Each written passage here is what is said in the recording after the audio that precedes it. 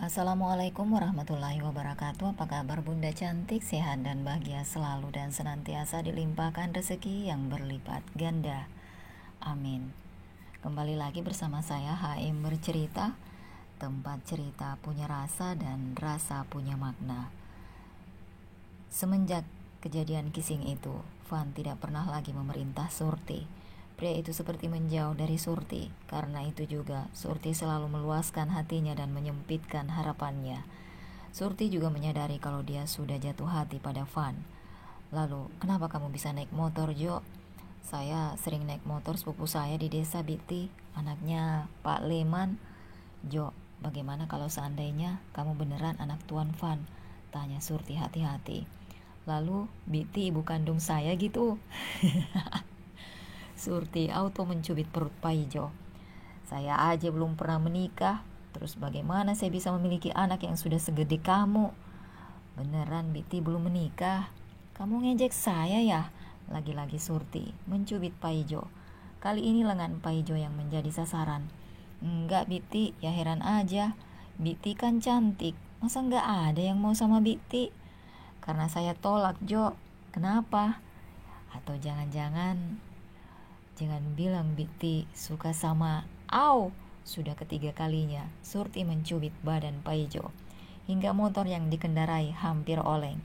Karena cubitan yang ketiga juga level tertinggi. Ngaco kamu, Jo. Enggak lah, saat ini saya memang suka sama seseorang, tapi saya sadar, Jo, kasta kami enggak sama. Jangan bilang Biti suka sama tuh Brak. Surti membekap mulut Paijo hingga motor mereka kembali oleng dan Paijo menabrak pohon di pinggir jalan. Au! Pekik Surti yang jatuh terbaring di pinggir trotoar.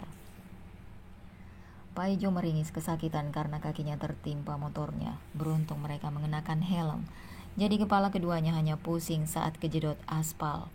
Saga yang memang sengaja membuntuti Paijo turun dari mobil dan menolong mereka. Kalian tidak apa-apa?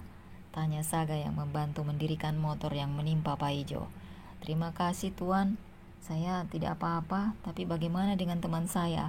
Kamu duduk di sini, saya akan membantu teman kamu. Saga membantu Paijo duduk di tepi trotoar dan kembali untuk membantu Surti.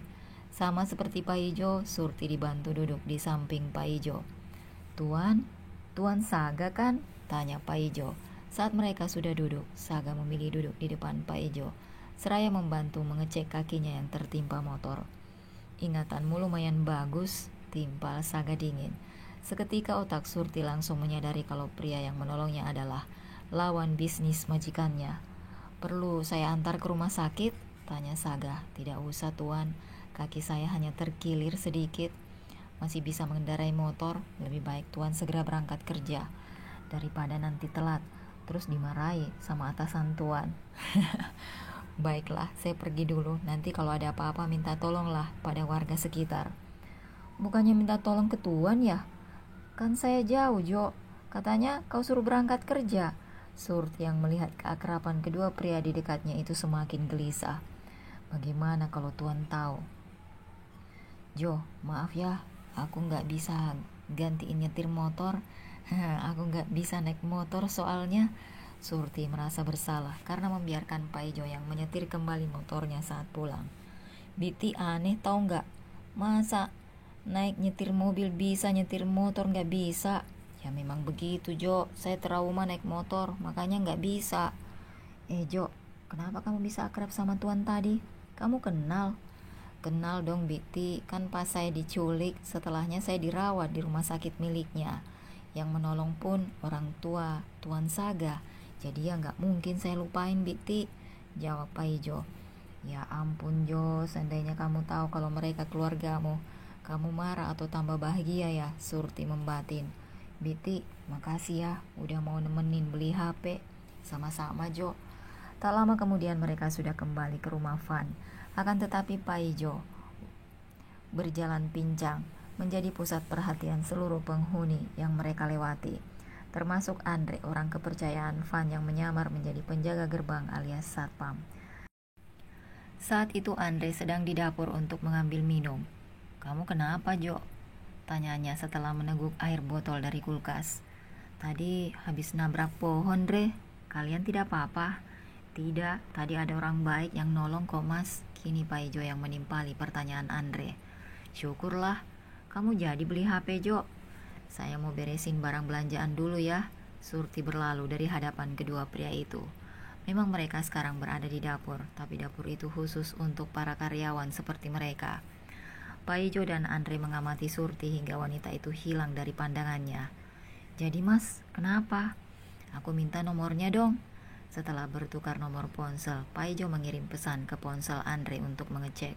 Tring, awas ada duren, awas ada dukep, awas ada duteng. Seketika Pak Ijo tertawa keras mendengar suara notifikasi pesan masuk dari ponsel Andre.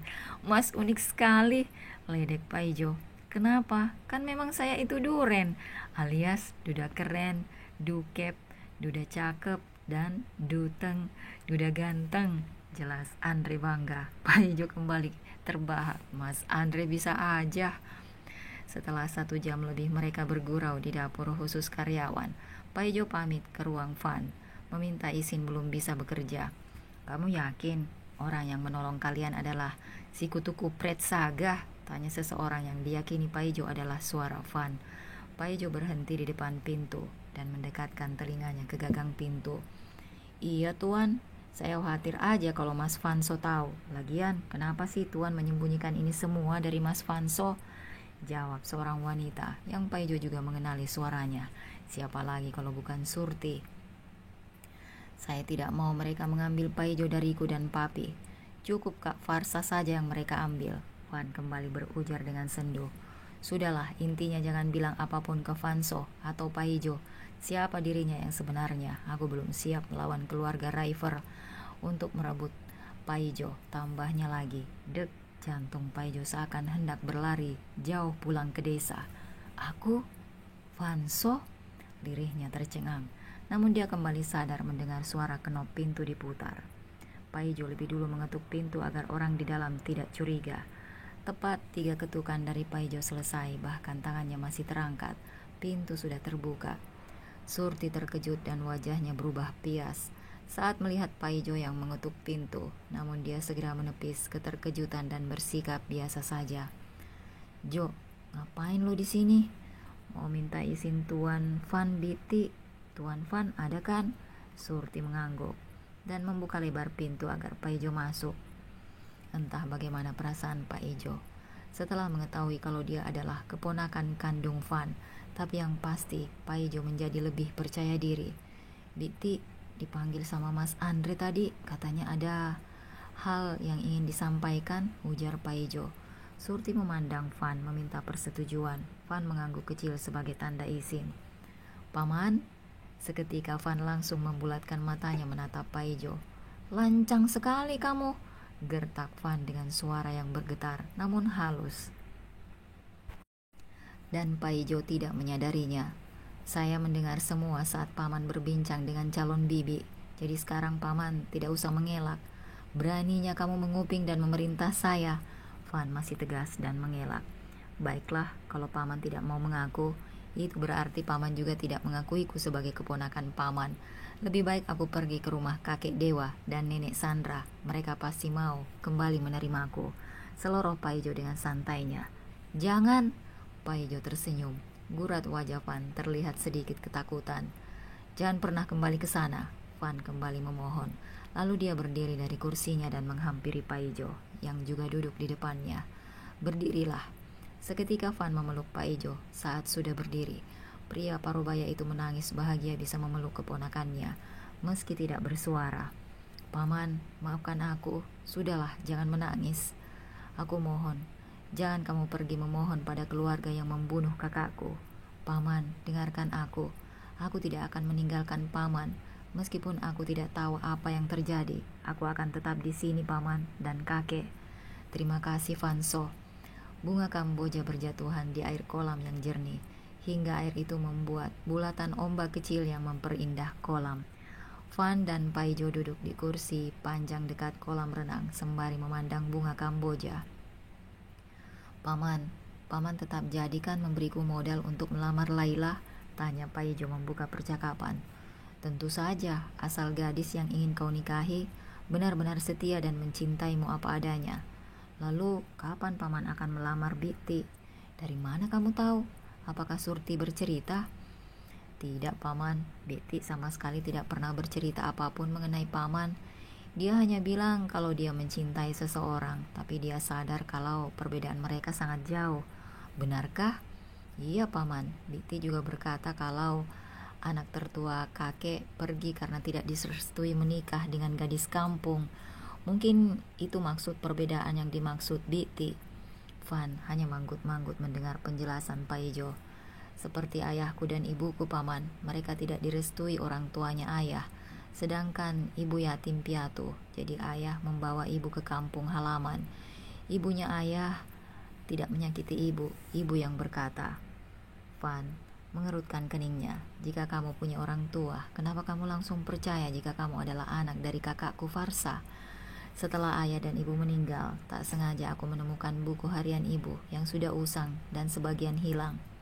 Lalu ada selembar surat dari seseorang yang bernama Farsa, beserta foto yang mungkin fotonya sedang menggendong seorang bayi. Mungkin itu aku. Tapi foto perempuan itu sudah rusak di bagian wajahnya. Dulu, sebelum Ibu Sinta meninggal, Mas Tian, apa tidak sebaiknya kita memberitahu Paijo yang sebenarnya? Anak itu sangat cerdas dan pandai, juga sangat disayangkan jika tidak meneruskan kuliah, ujar Sinta. Sembari bersiap hendak merayakan kelulusan Paijo karena nilainya tertinggi di sekolah. Waktu itu Paijo tidak sengaja mendengar Sinta bicara pada suaminya, Baskoro. Pria itu juga sedang menyisir rambutnya agar rapi. Rencananya mereka akan mengajak Paijo pergi berlibur ke pantai terdekat dari kota mereka. Paijo menyusul keduanya karena dia menunggu lama di luar rumah. Pemuda yang saat itu masih belia, bingung karena orang yang dipanggil emak atau Mae menyebut Baskoro dengan Mas Tian. Dia tidak tahu kalau Baskoro adalah Bastian, kakak dari ibu kandungnya. Aku akan berusaha semampuku agar Paijo bisa kuliah. Aku tidak akan menyerahkan Paijo pada dua keluarga kejam itu. Kamu tahu sendiri kan kalau papi tidak menyetujui hubungan kita. Kamu juga tahu kalau Paijo sedang dekat dengan Laila. Aku tidak mau papi melakukan kesalahan yang sama pada Paijo. Jadi, aku mohon, jangan pernah membongkar ini semua di hadapan anak itu. Baskoro yang selesai menyisir rambut menghampiri istrinya yang masih mengeringkan rambut dan duduk di ranjang kayu sederhana. Baiklah, seluruh tubuh Paijo menegang, namun dia juga tersenyum bangga pada ayahnya.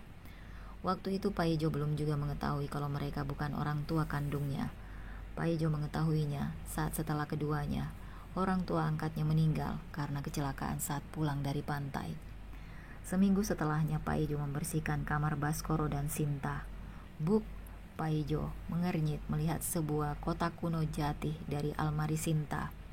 Surat wasiat, Paijo penasaran, untuk Mas Baskoro dan Mbak Sinta. Saat membaca surat ini mungkin aku sudah tidak bisa bertemu kalian lagi, Mbak, Mas. Aku minta tolong pada kalian. Tolong jaga Vanso untukku. Aku tidak tahu harus meminta bantuan kepada siapa lagi. Mbak, Mas, jangan pernah berikan mereka pada suamiku atau papi. Tertanda tangan Farsa, si bos. Karena surat itu aku tidak pernah berniat untuk pergi merantau, paman. Seperti permintaan ibu kandungku. Juga saat bertemu kakek dan nenek dari ayahku. Aku memang sedikit ragu karena mata mereka memancarkan penyesalan yang mendalam.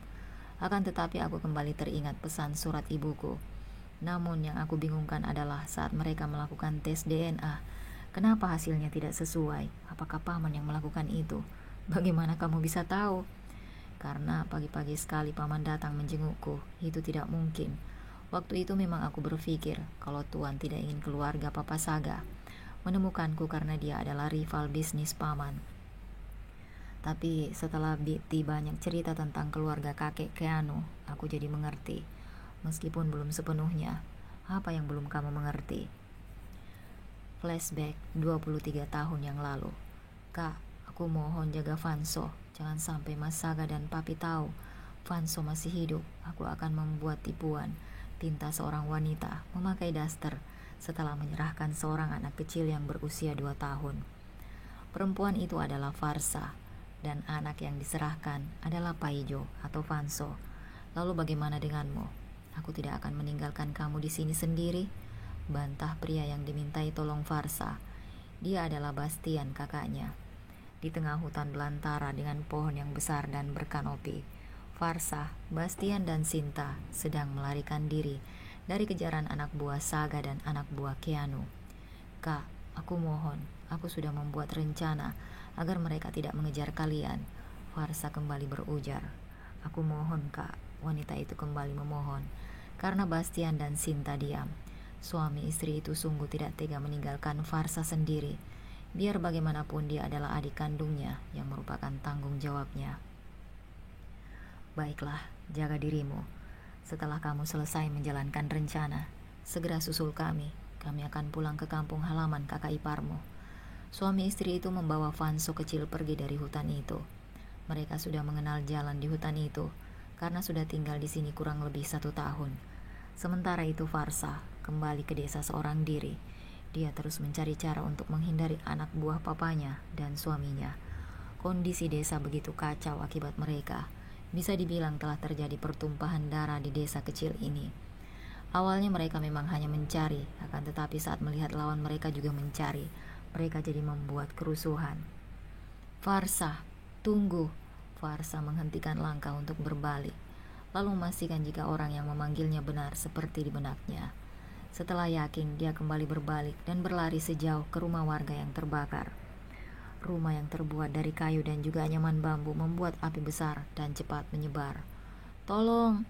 Farsa mendengar seorang wanita yang terjebak dalam rumah yang entah bagaimana. Sekalian bersembunyi dari orang yang terus memanggilnya, Farsa masuk ke rumah yang sebagian sudah terbakar. Farsa? Ya, seorang pria yang memanggilnya adalah Saga. Pria itu terus memanggil dan mencari Farsa yang berlari darinya. Sedangkan Farsa masuk ke rumah yang menjadi sumber suara seseorang minta tolong.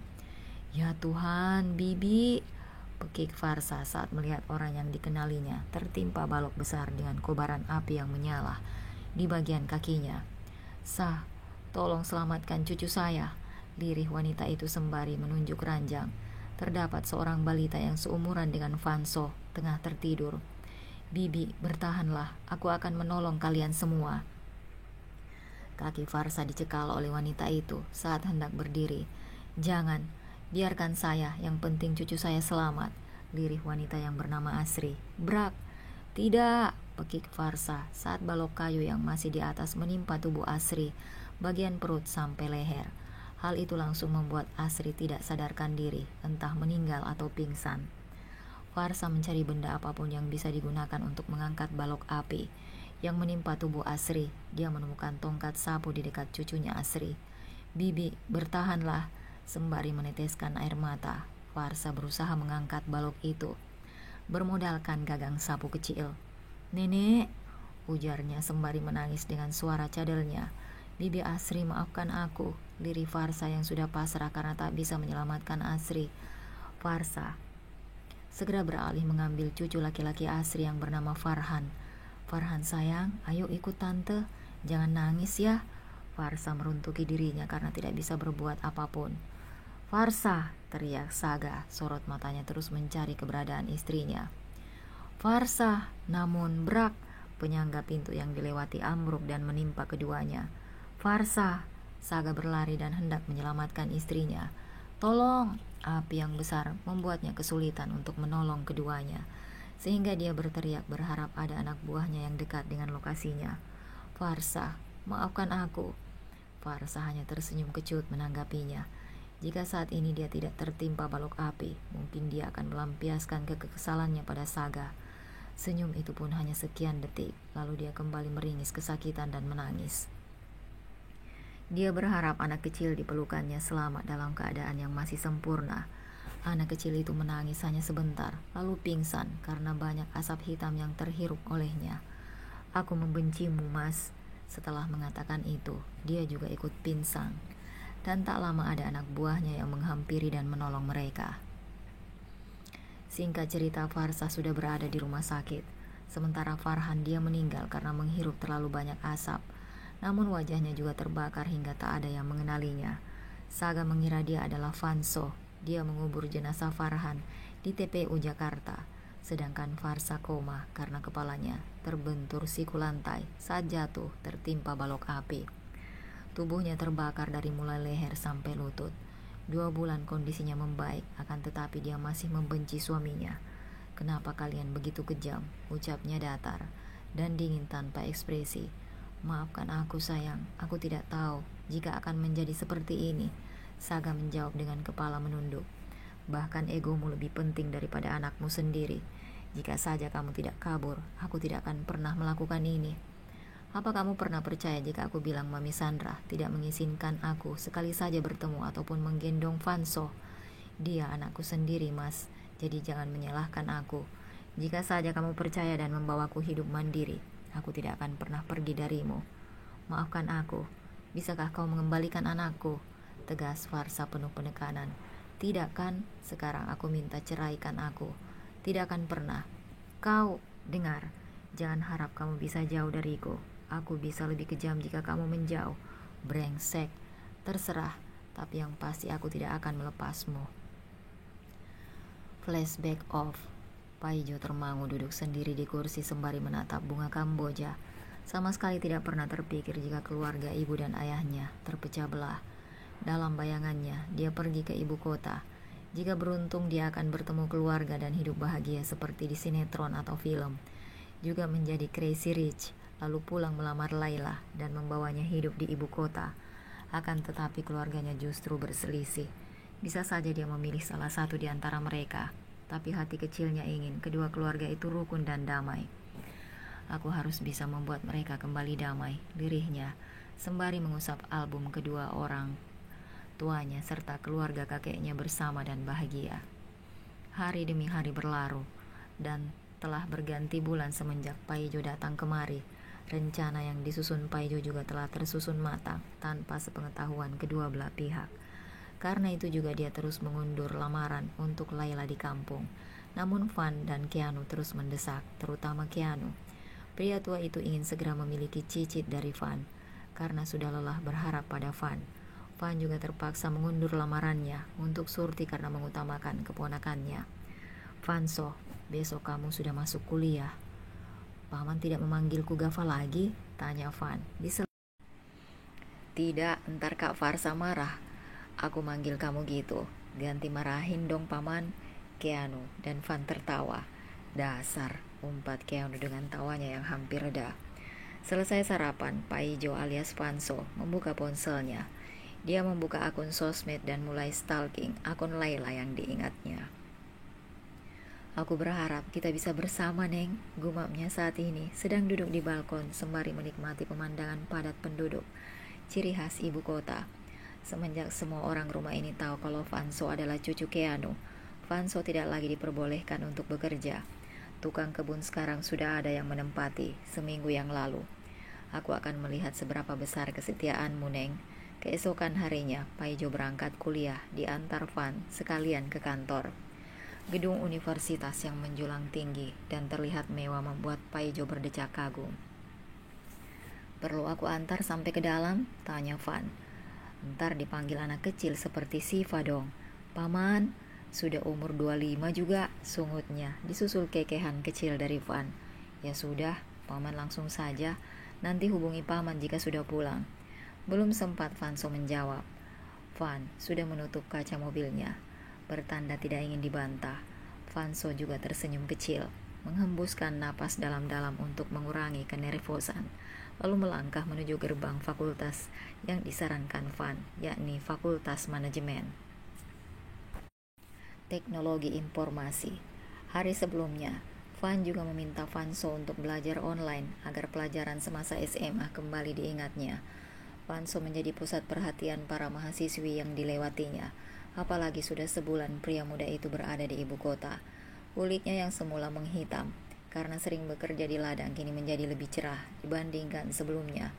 Hal itu membuat ketampanan Vanso bertambah. Darah kebangsaan Timur Tengah, yakni Turki, mengalir padanya dari Keanu. Karena dari ketiga anak Keanu, hanya Farsa yang memiliki duplikat wajah dari ayahnya.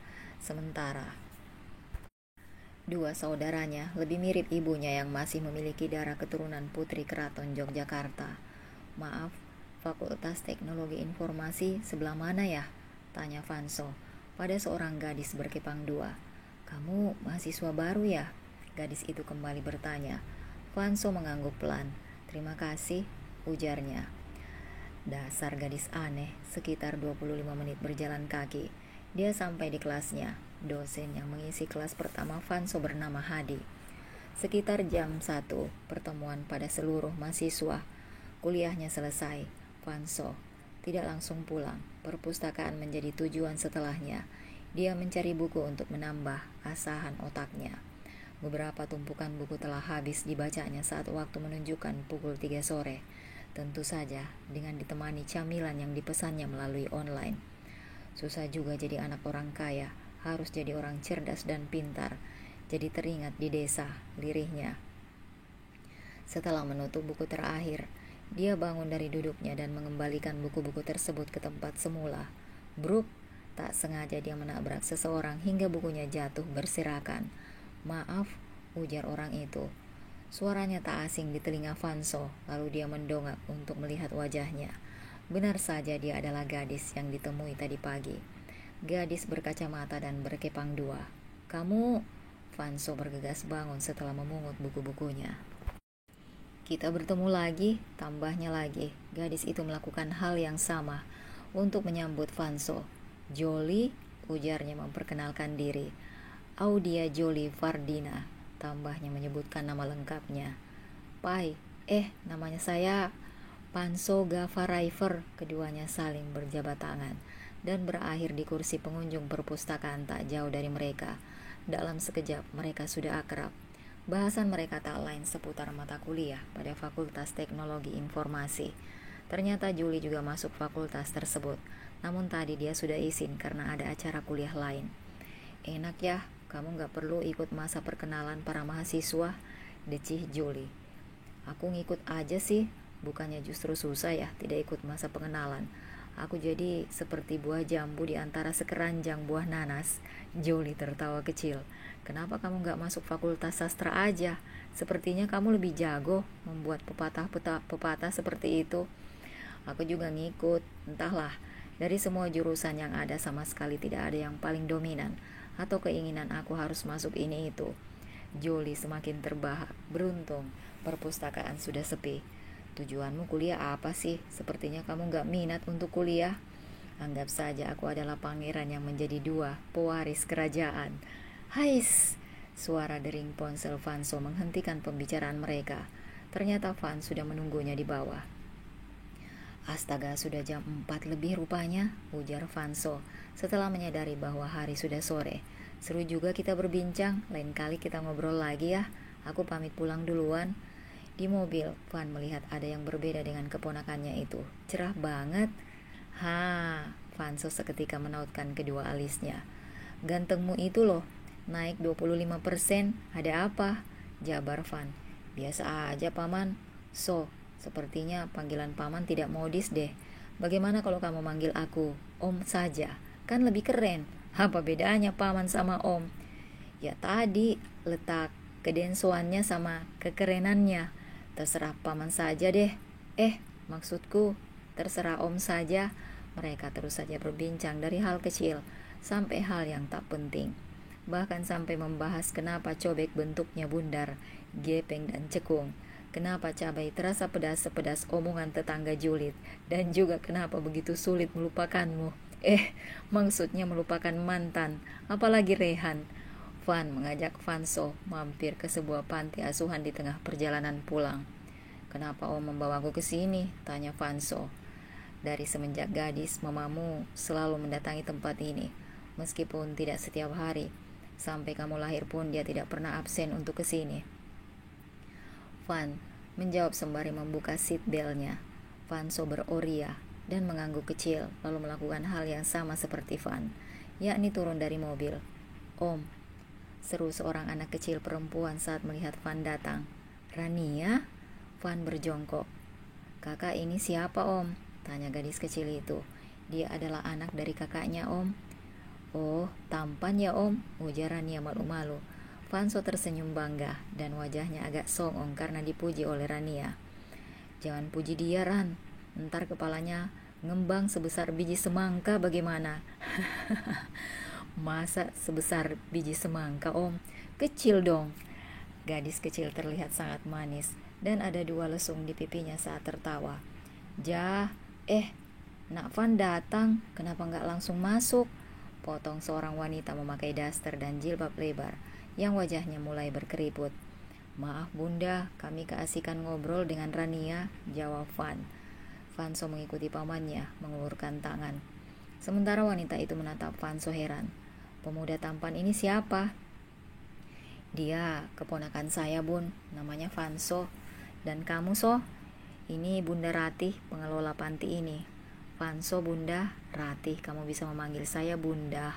Sama seperti orang di sini. Wanita parubaya itu tertawa kecil setelah berucap. Maaf ya nak, sampai lupa ngajak kalian masuk.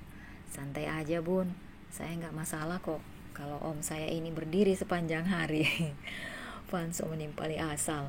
Dia ini keponakanmu yang mana? Setahu saya anak Tuan Keanu, tinggal kamu aja Van. Dia anak Kak Farsa Bun. Hah? Anaknya Farsa? Bukannya dia dan anaknya sudah meninggal? Bibirnya bergetar saat berucap. Mungkin memang begitu takdirnya Bun. Seketika netra Bunda Rati berkedut. Masya Allah nak, Bunda tidak menyangka kalau anaknya Farsa masih hidup. Dan sudah sebesar ini. Bunda Rati berdiri dan duduk di dekat Vanso. Maafkan saya nak. Seandainya dulu saya tidak memberitahukan keberadaan kamu dan juga ibumu kepada kedua kakekmu, pasti sekarang kamu masih bisa bersama dengannya. Bukan salah Bunda, ini semua sudah menjadi takdir. Vanso menyeka air matanya menggunakan tangan kanannya. Farsa pasti bangga karena telah memiliki putra sepertimu. Sementara Van hanya mengamati, air matanya juga ikut menetes. Bunda, seru Rania dan kawan-kawannya. Serempak, mereka masih di ujung pintu. Kami masuk ya Bun, teman-teman ingin bertemu sama kakak ganteng itu, ujarnya dengan suara khas. Boleh ya Bunda, kami hanya mau salaman saja, ujar Rania. Kenapa tiba-tiba ingin salaman dengan Kak Vanso? Oh, namanya Kak Vanso, celutuk salah satu anak gadis yang kira-kira berusia 5 tahun. Kata Kak Rania, ada tamu yang ganteng dan baik bersama Om Van Bunda. Jadi aku ingin bertemu juga. Imbuhnya lagi menjelaskan pada ibu panti. Aku juga. Teman-teman Rania yang berjumlah 10 orang perempuan itu turut menyahut seperti itu. Kalian kembali ke kamar masing-masing. Kakaknya capek dan ingin berbincang dulu dengan Bunda. Tapi apa Bunda, biarlah mereka sebentar ke sini. Kakak, aku suka sama kakak. Kak Vanso ganteng banget deh. Benar kata Rania, kalau Kak Vanso mirip sama pangeran yang sering diceritakan Bunda. Kalau begitu mulai sekarang kakak akan menjadi pangeran untuk kalian, bagaimana? Yeay, soraknya bersamaan. Kak Vanso, kakak mau? Enggak, jadi kakak aku selamanya, ujar Salsa, gadis kecil yang berusia 4 tahun dan berambut keriting ikal berwarna pirang.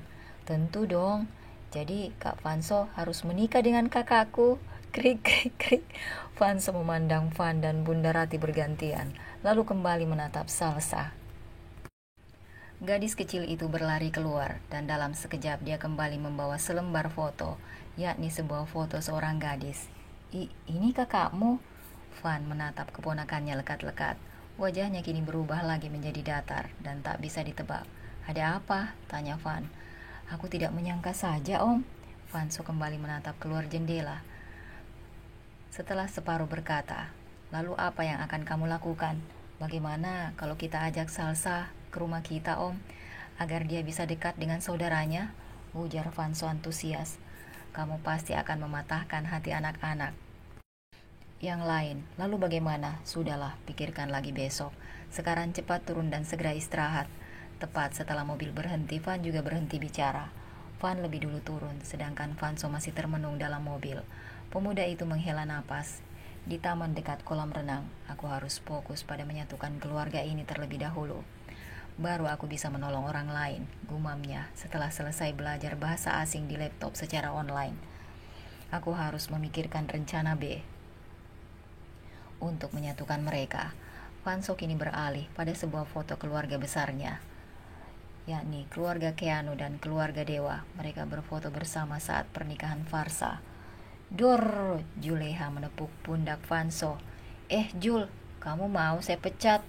Mentang-mentang udah jadi tuan muda, seenaknya aja main pecat. Kini malah Juleha yang sewot dan melirik Fanso tajam. Loh, kok malah kamu yang marah? Kan harusnya aku yang marah, Leha.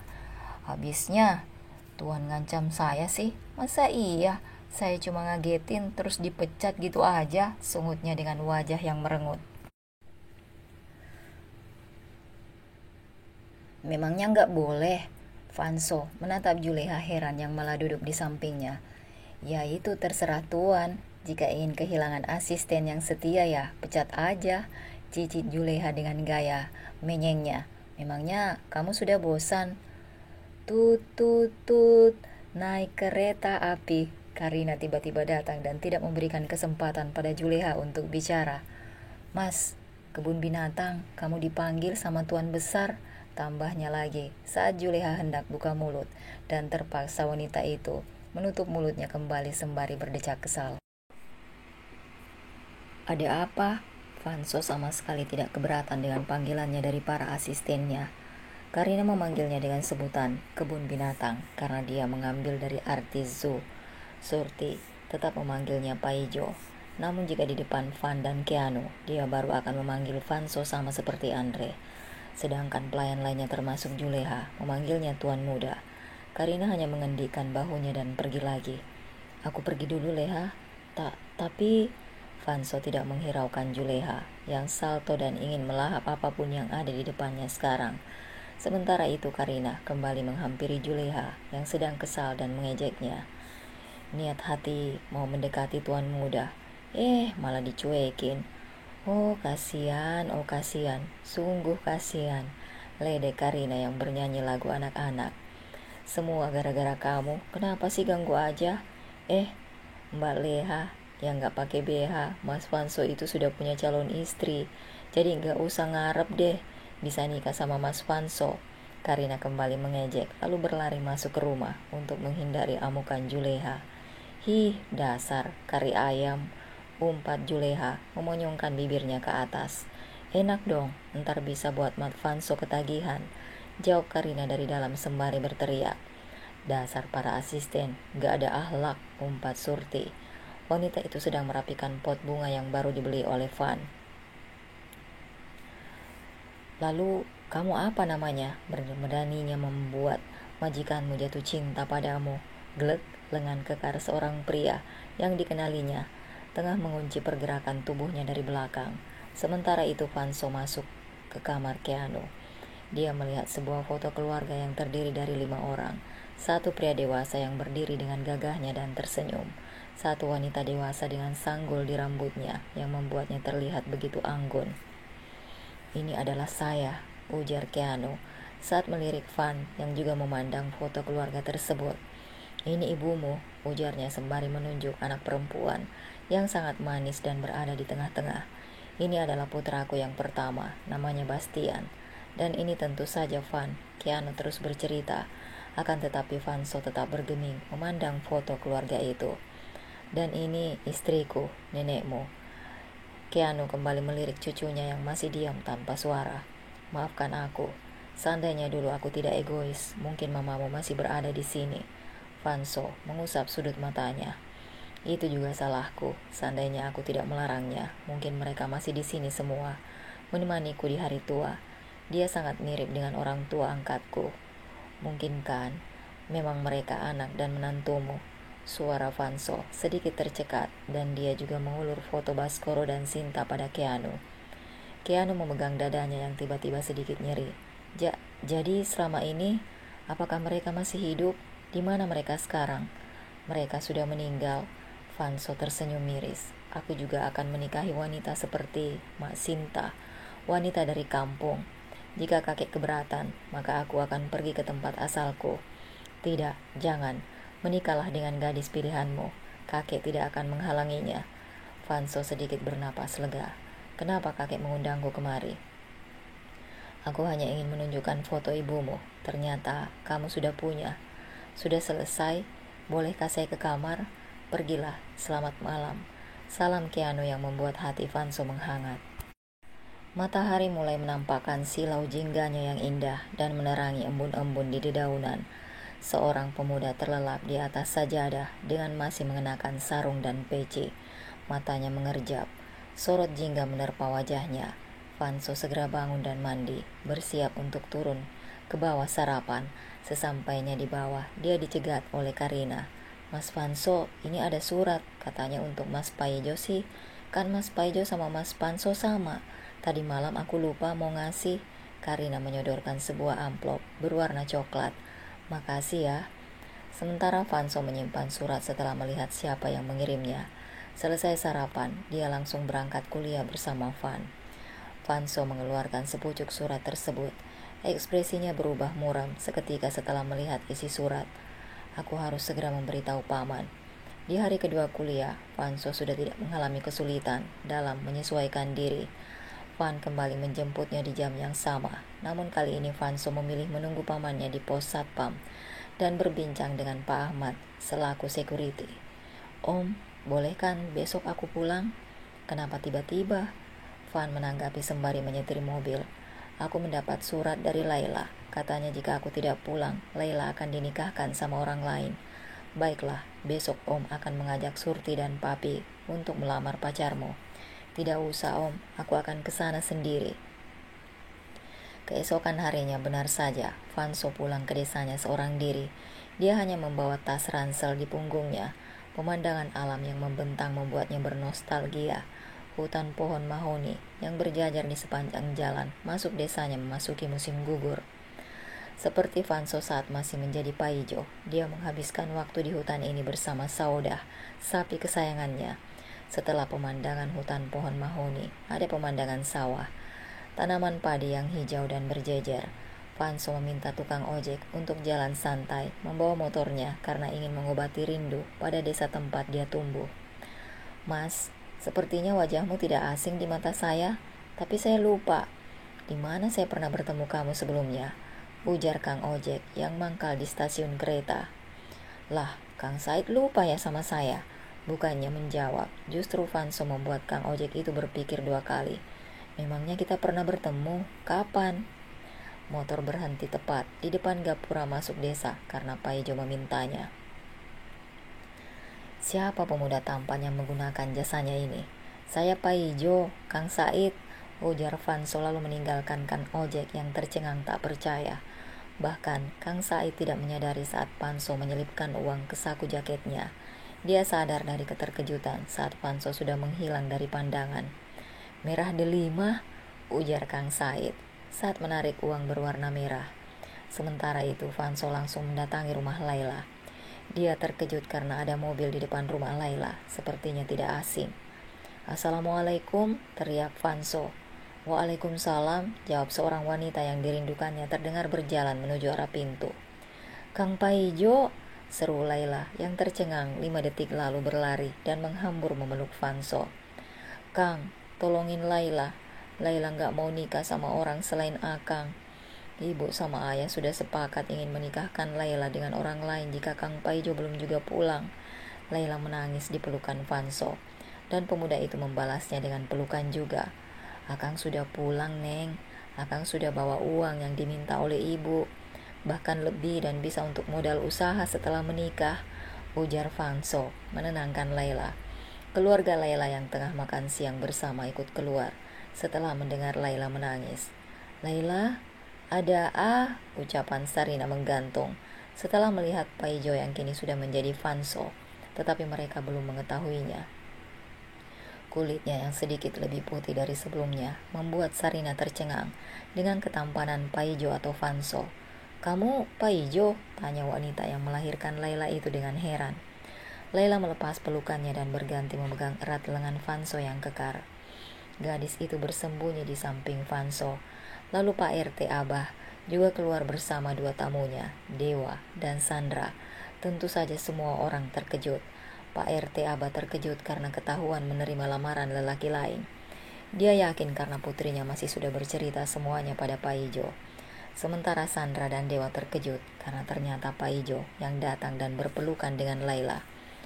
"Ayah, Kang Paijo sudah kembali. Jadi aku akan menikah dengan Kang Paijo, bukan dengan anak dari teman ayah," ujar Laila yang semakin mengeratkan gandengannya. Saat itu Vanso langsung tersadar dan membalas gandengan Laila. "Pak, saya sudah memiliki sejumlah uang untuk melamar Neng Laila. Tidak bisa, kami sudah memutuskan untuk menikahkan Laila dengan Tuan Saga, anaknya Pak Dewa dan Bu Sandra." Sarina terus saja menimpali. Dewa dan Sandra terperanjat mendengar namanya disebut. Bersamaan dengan itu Vanso juga terkejut karena Laila akan dijodohkan dengan papanya. "Mari kita bicara di dalam." Pak RT Abah merasa tidak enak karena para warga mulai melirik ke sana kemari. Mereka semua masuk ke rumah. Laila tetap tidak melepaskan lengan Vanso. "Pak, sebenarnya apa yang terjadi?" tanya Vanso, membuka pembicaraan. Sarina hendak menimpali. Sebenarnya begini nak, ada yang melamar Laila dari kota.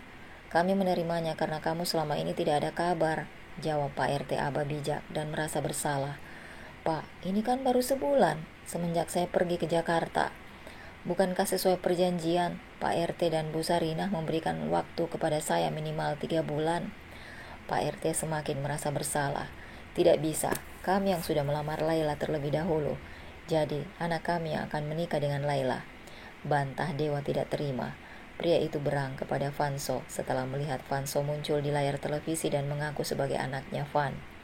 Bahkan Sandra juga tidak berharap dan menginginkannya lagi untuk bertemu pemuda itu setelah melihat siaran di televisi yang memperlihatkan Pak Ijo.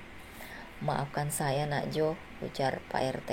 "Tapi aku maunya sama Kang Pak Ijo ya," timpal Laila dengan berteriak dan berdiri. "Tidak, ibu tidak setuju. Kamu nikah sama Pak Ijo." Sarina tak kalah sengitnya. Dia buru-buru menghampiri anak gadisnya. "Kang Jo, tolong!" Laila meronta untuk melepas cekalan ibunya. Sementara Vanso tidak dapat menolong Laila karena dicekal ayah Laila dan Dewa. Sekuat tenaga dia melepaskan cekalan keduanya hingga Pak RT dan Dewa jatuh. "Beraninya kau!"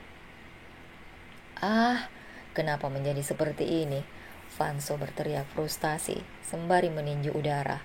Pemuda itu memutuskan untuk kembali ke ibu kota dengan menaiki kereta api. Namun saat tepat berada di pertigaan jalan menuju rumahnya, Vanso berhenti sejenak dan memandang lurus jalan itu. Atas perintah hati, dia mengayunkan kakinya menuju jalan itu, tepat di sebuah pohon rindang yang berjarak 2 rumah dari rumahnya. Dia berhenti sejenak. "Akang, pelan-pelan dong ngayunnya," ujar Laila yang naik ayunan dan didorong olehnya. "Biar tinggi, Neng. Nanti kalau jatuh kan sakit, Kang." Bukannya berhenti atau memperlambat, Paijo justru mengayun sangat kuat. Vanso terperanjat saat suara klakson membuyarkan lamunannya. "Minggir dong mas," teriak pengendara roda 4 yang hampir saja menabrak Vanso. Vanso menepi lalu menoleh ke arah orang yang menyetir. "Sam, apa kabar lo?" tanya Vanso saat melihat Samsudin. Lelaki itu yang semula hendak menyalakan mobilnya kembali berhenti sejenak. Elu Jo, beneran ini elu?" "Iya Sam, ini gue. Sini masuk." "Lu mau pulang?" tanya Sam sembari menghidupkan mobilnya. "Iya Sam, lu bisa kan antar gue?" "Oke," ujarnya setelah mobil berhasil hidup. "Sekarang elu jadi tampan ya. Sayang sekali bokap gue gak izinin untuk merantau ke Jakarta. Elu sekarang juga jadi pendiam ya," ledek Sam bercanda. "Gue lagi galau." "Pantesan seperti itu. Memangnya kenapa?" "Laila mau dijodohin sama orang kota." Samsudin kembali menatap sepupunya. "Lalu, wajahmu kenapa lebam-lebam seperti itu?" "Tadi kejadian beberapa jam lalu di rumah Laila." "Beraninya kau." Entah kapan datangnya tiba-tiba Mamat, kakak tertua Laila, datang dan langsung memberikan bogem pada Vanso. Laila semakin histeris dan meronta. "Kang, kamu gak apa-apa kan?" Laila kembali menangis. "Au!" bekik Vanso kesakitan karena baju yang dikenakan Laila berbahan wolfish kasar, entah grade berapa, pokoknya kasar. "Maaf Kang, tapi Akang gak apa-apa kan?" "Enggak Neng, dasar kamu ya," umpat Sarina. "Ayo, kamu akan nikah sama Tuan Saga, bukan sama Paijo, lontar Sarina lagi. Laila, cepat ikut ibu ke kamar, tatapan tajam Mamat yang membuat semua bergidik. Tidak Kang, aku tetap akan memilih Kang Paijo, titik. Lagi pula Kang Paijo sudah mendapatkan uang banyak untuk melamar Laila. Jadi ayah, ibu, dan Kang Mamat tolong beri restu kami. Kamu yakin? Tentu saja aku yakin Kang. Apa kamu tidak berpikir dalam waktu 1,5 bulan dia sudah mendapatkan uang 10 juta? Mungkin lebih. Apa kamu tidak curiga? Laila bergeming, namun otaknya terus berpikir. Kemarin Akang tidak sengaja melihat ada seorang wanita yang usianya mungkin 40-an datang ke rumah Pak Ijola. Wanita itu terlihat seperti orang kota yang kaya. Dek, semua orang serempak berganti memandang Mamat. Lalu Vanso, termasuk Sandra dan Dewa. Pelukan Laila sedikit meregang. Dari mana Kang Jo mendapatkan uang sebanyak itu dalam waktu 1 bulan? Tanya Laila. Aku bekerja. Tukang kebun? Tidak mungkin tukang bergaji 10 juta lebih dalam waktu 1 bulan. Potong Laila. Ini uang halal, Neng. Akang tidak berbuat macam-macam di kota. Soal wanita yang datang ke rumah Akang sama sekali tidak tahu. Akan tetapi Laila justru melepas pelukannya. Jawab Laila, dari mana Akang mendapat uang itu? Baiklah, akan Akang jawab. Saat Akang sampai ke Jakarta, Akang menolong seseorang dari Jambret. Lalu orang itu menawarkan Akang menjadi tukang kebun. Majikan Akang sangat baik. Dia memerintahkan asistennya untuk menemani Akang belanja keperluan Akang selama sebulan.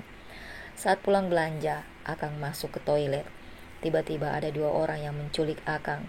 Orang-orang itu adalah komplotan Jambret yang waktu itu Akang jegal. Akang dihajar sampai tidak berdaya, lalu dibuang di mana. Pokoknya itu di daerah hutan. Lalu ada 2 orang yang menolong Akang.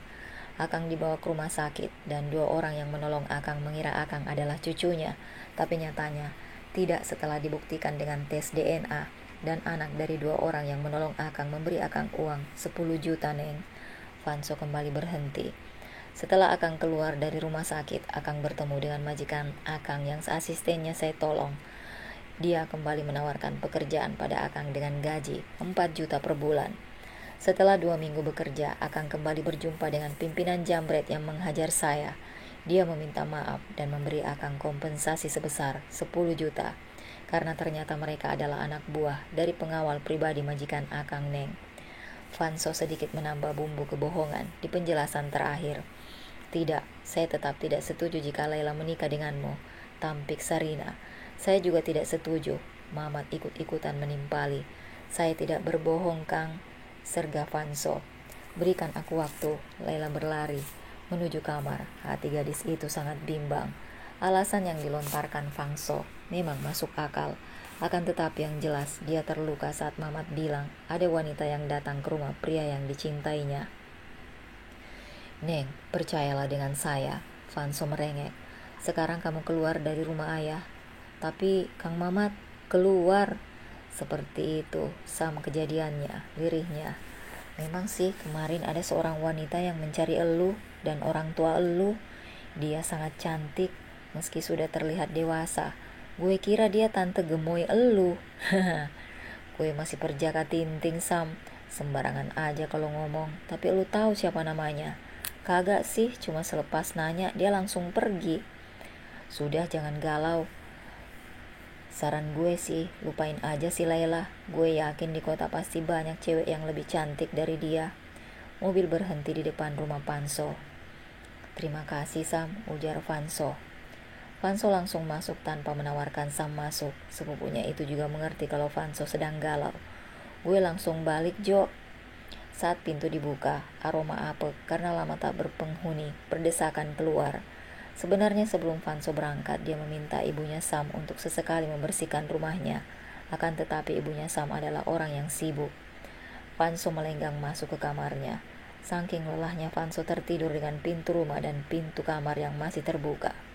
Seorang wanita berambut panjang, lurus, dan dikucir kuda juga mengenakan dres lengan panjang berwarna hijau zamrud, memandang heran pada pintu rumah Vanso yang terbuka. Anak rambut yang menyelip keluar dari tutupan selendang berwarna hitam bergerak menutupi wajahnya karena tiupan angin. Kaki yang terbalut sepatu senada berhak tinggi mulai mengayun menuju pintu itu. "Permisi, ada orang di rumah?" Berkali-kali wanita itu berteriak memanggil. Netranya bergantian memandang beberapa figura foto yang terpajang di dinding. Sesaat pandangan wanita itu tertuju pada pintu kamar yang terbuka. Sudut bibirnya terangkat saat melihat Vanso terlelap sangat pulas. "Kau tumbuh begitu cepat, nak," lirihnya, lalu duduk di tepi kasur dekat Vanso. Lalu dia mengecup kening Vanso tanpa sadar. Ada sepasang mata yang sudah berkaca menyaksikan pemandangan itu. Ya, sepasang netra itu milik Laila. Gadis itu berhasil kabur dari kamarnya dan langsung menuju rumah Vanso. Diam-diam Laila mengikutinya masuk. Alangkah terkejutnya, wanita itu masuk ke kamar Vanso dan menciumnya. Dia tidak mendengar ucapan wanita itu yang memanggil Vanso dengan sebutan "Nak". Wanita itu adalah Farsa.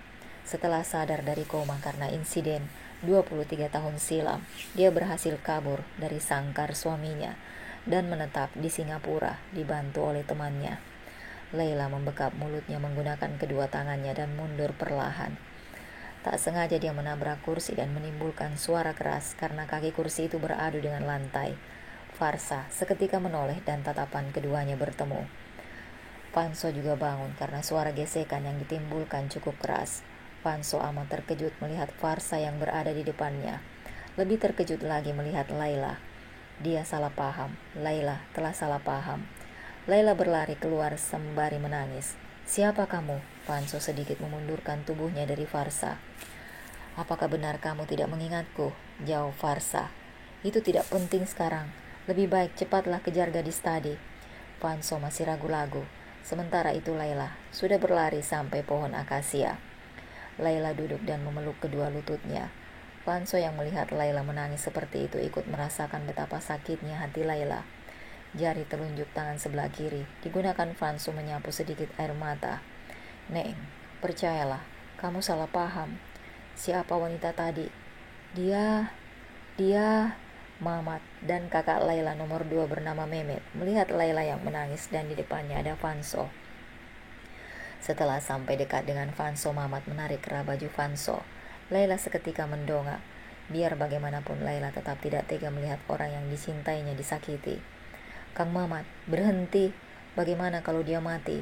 Kang Mamat mau membuat kakak ipar menderita karena Akang dipenjara," bujuk Laila. Sementara Mehmet bergerak-gerak tak jelas menirukan Mamat yang menghajar Vanso. Setelah mendengar perkataan Laila, Mamat langsung berhenti. "Akang sangat marah karena dia membuatmu menangis. Biarkan saja, Kang. Lebih baik kita pulang sekarang." Laila berusaha melawan hatinya untuk tidak peduli dengan Vanso. Sebelum Laila pergi, dia mengirim pesan pada Sam untuk menolong Vanso di sini. "Sebentar lagi Sam akan datang ke sini. Lusa adalah pernikahanku dengan orang pilihan ayah dan ibu. Jika ada waktu datanglah," ujar Laila datar. "Neng, itu kamu salah paham." "Sudahlah Kang, Laila lebih percaya dengan apa yang terlihat." Laila permisi dan terima kasih untuk selama ini. Sementara 5 menit kemudian, Sam baru datang. "Ya ampun Jo, apa yang terjadi?" Sam mengantar Vanso sampai rumah. "Jo, wanita itu datang lagi." Sam segera turun. Farsa yang melihat anaknya lemas tak berdaya dipapa seorang pemuda langsung berlari dan membantu Sam. "Apa yang terjadi, Nak?" tanya Farsa. "Saya tidak tahu, Mbak. Saat saya datang, Pak Ijo sudah terkapar di tanah." "Tidak usah gugup, saya mamanya Vanso," ujar Farsa yang mengerti kegugupan Sam. "Maksud saya Pak Ijo, nama aslinya adalah Vanso dan saya mamanya. Lalu Bude Sinta, Kak Sinta adalah kakak iparku. Nanti kamu akan paham. Setelah membantu saya, tolong ya panggil ayahmu kemari," pinta Farsa. Setelah membantu Vanso, Sam pergi untuk memanggil ayahnya Lekman. Farsa mempersilahkan mereka masuk. "Syukurlah Mbak Farsa sudah datang," ujar Maman. "Perkenalkan, nama saya Sutarman, biasa dipanggil Maman. Pasti Mbak Sinta sudah memberitahu tentang saya kepada kamu ya Mas?" "Maman, betul Mbak. Waktu Vanso berangkat ke ibu kota, saya sudah ketar-ketir dan benar saja Mbaknya datang di waktu yang tidak tepat. Maaf juga kemarin saya berada di ladang, jadi tidak tahu kalau Mbak Farsa kemari." "Tidak apa-apa Mas Maman. Yang terpenting saya sudah bertemu dengan anak saya." Pemuda itu memanggil suara yang dikenalinya. "Lekman, kamu siapa?" Tanya Vanso saat melihat Farsa. Saya adalah Farsa. Vanso beralih menatap Sam dan Maman. Mama masih hidup? Farsa mengangguk dan memeluk Vanso. Maafkan Mama sayang. Mama pergi meninggalkanmu selama 23 tahun ini. Sekarang Mama akan tetap bersamamu. Aku sudah ketemu sama kakek dan nenek di kota. Om Van dan Papa juga. Suara Vanso tercekat. Kakek Dewa dan nenek Sandra berada di desa ini sekarang. Dek, spontan Farsa melonggarkan pelukannya. Benarkah mereka mau menjodohkan Papa dengan Neng Laila? Jadi karena itu kamu babak belur sampai pingsan begini, Jo? Bukan, Neng Laila tadi kesini dan melihat Mama menciumku. Dan dia salah paham. Maafkan Mama, Zo. Farsa menunduk sembari memegang tangan Vanso. Sudah lama, kalau jodoh pasti juga gak bakalan kemana. Mama ada ide. Mereka menjodohkan pacarmu dengan papamu kan? Vanso mengangguk. Hari yang ditunggu telah tiba. Hari ini Laila dan Saga akan menikah. Laila terus saja menangis karena sampai sekarang Vanso tidak lagi menjelaskan apapun kepadanya. Sudahlah nak, jangan kamu berharap lagi sama Pak Ijo. Apakah tidak cukup ya selama ini dia berjuang? Dia rela ninggalin Saudah demi ke Jakarta untuk Laila. Tapi kalian mengingkari janji. Kalian memberinya waktu 3 bulan dan paling lama sampai Laila wisuda 5 bulan lagi. Kan ya Laila wisuda? Pak RT Abah tidak bisa menjawab perkataan putrinya. Maafkan ayah. Laila, sudah apa belum? Teriakan Sarina. Sebentar Bu. Sementara itu Laila terkejut karena ada yang datang. Siapa kamu? Bagaimana para saksi? Sah? Tanya penghulu. Sah, jawab serempak semua orang yang berada di rumah Laila. Mempelai wanita kemudian meraih punggung tangan mempelai pria dan menciumnya taksim. Kemudian sang penghulu membaca doa untuk keduanya. Entah mengapa, Saga merasakan hatinya berdebar-debar saat istrinya mencium tangannya. Rasanya sungguh tak sabar dia ingin membuka penutup wajah istrinya dan melihat seperti apa wajah seseorang yang mampu membuatnya gugup. Selain Farsa. Setelah acara ijab kabul selesai, mereka langsung masuk ke kamar. Anehnya Saga tidak memberontak saat istrinya menyeretnya ke kamar. Beruntung juga acara pernikahan ini dilakukan secara sederhana. Betapa bahagianya kedua pasang orang tua mempelai. Lihat Pih, sebentar lagi kita akan punya cucu. Sarina yang mendengar bisikan besannya langsung menimpali. Benar kan, Bu besan apa kata saya? Pasti Nak Saga akan lulus setelah melihat wajah anak saya. Ya, mau bagaimana lagi, dia hanya bisa memaksakan. Tersenyum kecil. Terlihat kalem tapi ganas juga ya Bu, menantu saya. Baru aja selesai ijab, suaminya sudah ditarik paksa ke kamar. Ya tentu dong, anak siapa dulu? Di kamar pengantin, Saga sangat pasrah ketika istrinya menuntun duduk di tepi ranjang yang bertabur bunga. Mas, dek, suara itu sangat familiar di telinganya. Saga menarik istrinya hingga mereka jatuh di kasur empuk itu. Alhasil penutup wajah istrinya tersingkap. Farsa? Sementara itu Vanso bersiap untuk penerbangannya ke Hamburg, Jerman. Anak muda itu mematuhi perkataan ibunya untuk pergi melanjutkan studinya. Berhasil atau tidak ibunya menggagalkan pernikahan Laila dengan papanya, dia akan tetap pergi. Antisipasi jika mamanya gagal menjalankan misinya. Tanpa dia tahu kalau saat ini Laila tengah menangis di rumahnya di desa, menyesali karena 2 hari yang lalu menerima perjodohan orang tuanya. Saat ini Vanso sudah berada di dalam pesawat. Beberapa menit ke depan, pesawat akan lepas landas meninggalkan bandara ibu kota. Pikirannya menerawang jauh, mengingat satu persatu kejadian terekam di otaknya. Hingga akhirnya dia terlelap di dalam pesawat, sementara Laila masih meruntuki penyesalannya. Kenapa aku begitu bodoh, Sam? Kenapa aku tidak mempercayai Kang Paijo? Seharusnya aku percaya sama dia, karena dari kecil kami bersama. Sam yang duduk di samping menatap ke arah Maman. Sabar ya, hanya itu kata yang meluncur dari bibirnya. Semua orang yang tengah berkumpul di ruang tamu rumah Pak RT Abah terkejut. Bukan main saat melihat Laila berdiri di pintu masuk. Laila? Laila tidak menghiraukan mereka. Pak, kamu tadi lihat Laila di depan pintu kan? Tadi beneran Laila? Apa cuma arwahnya? Kalau arwahnya, kapan Laila meninggal? Cicit Sarina. Hus, bicaramu. Laila itu masih hidup. Semua orang di sana berpikir termasuk Sandra dan Dewa. Bukankah tadi Laila masuk ke kamar bersama suaminya?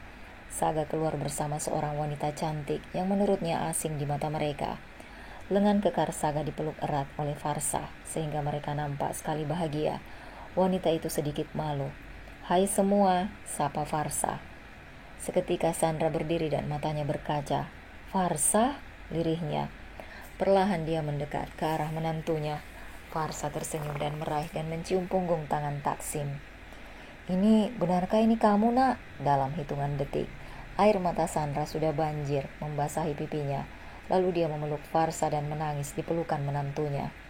Akan tetapi otaknya tidak bekerja. Semua kenangan buruk bersama Sandra berputar seperti kaset pemutar lagu. Begitu juga Sandra. Betapa dia terkejut karena melihat foto almarhum ibunya Farsa, Cecilia, yang ternyata dia adalah sepupunya dari pihak ibu. Cecilia anak dari adiknya ibu Sandra, dan hubungan keduanya cukup dekat. Waktu itu, di hari pernikahannya yang tinggal menunggu hari, Cecilia datang ke rumahnya untuk ikut merayakan pernikahan sepupunya. Cecilia terkejut karena yang menikah dengan Sandra adalah kekasihnya. Di malam hari saat pernikahan akan dilakukan esok, semuanya berkumpul, termasuk keluarga pihak dari laki-laki. Cecilia yang waktu itu masih gadis langsung memberitahu pada semua orang tentang hubungannya dan juga calon suami Sandra. Cecilia juga mengaku kalau dia pernah berhubungan badan dengan calon suami Sandra yang bernama Saki. Malam yang seharusnya penuh kebahagiaan kini berubah menjadi malam percekcokan, hingga akhirnya Cecilia menggantikan Sandra untuk menikah dengan Saki. Saat itu juga keluarga Cecilia memilih untuk mencoret nama Cecilia dari kartu keluarga. Sementara itu Saki yang pada dasarnya adalah orang tidak bertanggung jawab memilih meninggalkan Cecilia. Cecilia sangat menyesal. Keanu awalnya iba karena kondisi perut yang membesar. Cecilia masih rajin bekerja, lambat laun perasaan itu muncul. Terlebih lagi mengetahui kalau wanita yang dicintainya sedang bermasalah dengan suaminya dan tengah menjalani proses perceraian. Karena itulah Bastian atau Baskoro tidak mau kembali ke kediaman bos setelah mendapat penolakan Keanu, dan karena itu juga Sandra memperlakukan Farsa dengan buruk saat awal-awal menikah dengan Saga. Dia sampai tega memisahkan Vanso dengan ibunya. Farsa sama sekali tidak diperbolehkan untuk menggendong Vanso. "Apa kata ibu? Istri kedua?" bentak Laila yang tiba-tiba muncul sembari memicingkan mata pada ibunya. "Seandainya ibu tahu siapa Kang Paijo sebenarnya, aku yakin ibu pasti akan berlutut di depan mereka semua," tambahnya sembari menunjuk Sandra, Farsa, Dewa, dan Saga.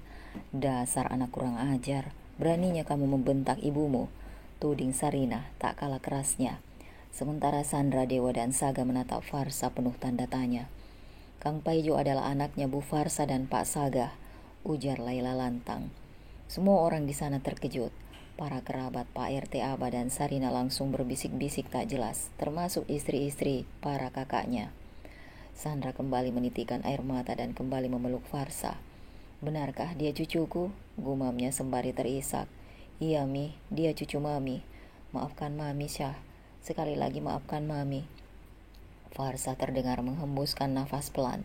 Hatinya menjadi lebih tenang saat dia memilih memaafkan mertuanya dan berdamai dengan masa lalunya. Toh sekarang semua sudah kembali, putra dan suaminya telah kembali, lalu mertuanya kini menjadi baik padanya. Dan Laila, kini tinggal penyesalan. Saat ini di Hamburg, Jerman tengah mengalami musim dingin. Farsa adalah ibu yang sigap. Dia menyiapkan mantel tebal untuk dipakai Vanso saat tiba di Hamburg. Tak lupa dia juga menyelipkan sebuah not kecil yang berisi ungkapan kasih sayang, juga 3 bungkus mie instan. Kedua sudut bibir Vanso terangkat saat membaca pesan kecil dari ibunya. Farsa memilih negara Jerman karena kualitasnya memang patut diacungi jempol. Perut Vanso terasa keroncongan setelah berberes kopernya. Dia segera memasaknya 2 bungkus, 1 bungkus untuk esok sarapan jika tidak sempat membeli sarapan di restoran. Di apartemen dengan akomodasi rendah namun lengkap dengan semua fasilitasnya tidak membuat Vanso kesulitan. Setelah melahap 2 bungkus mie instan yang dimasak, Vanso bergegas mandi karena saat ini di Hamburg sudah malam. Universitas Teknologi Hamburg, bangunannya begitu megah dan mewah. Pintu masuk universitas yang memiliki corak artistik seperti gerbang istana membuat Vanso berdecak kagum. Cukup lama pemuda itu berdiri di depan pintu masuk, saking kagumnya dengan indahnya bangunan itu. Brak, tanpa disadari ada seorang wanita yang menabraknya dari belakang. Beruntung pijakan Vanso kuat, tubrukan tadi hanya membuatnya bergeser sedikit. "Kamu?" tanya Vanso heran saat melihat siapa gadis yang menabraknya. Gadis itu tertawa saat melihat ekspresi Vanso yang menurutnya lucu. "Selamat, kita berjumpa lagi di sini," ujar gadis itu yang mengulurkan tangan pada Vanso. "Bagaimana bisa kamu berada di sini, Jolie?" Vanso membantu gadis itu berdiri, karena tadi dia terpental.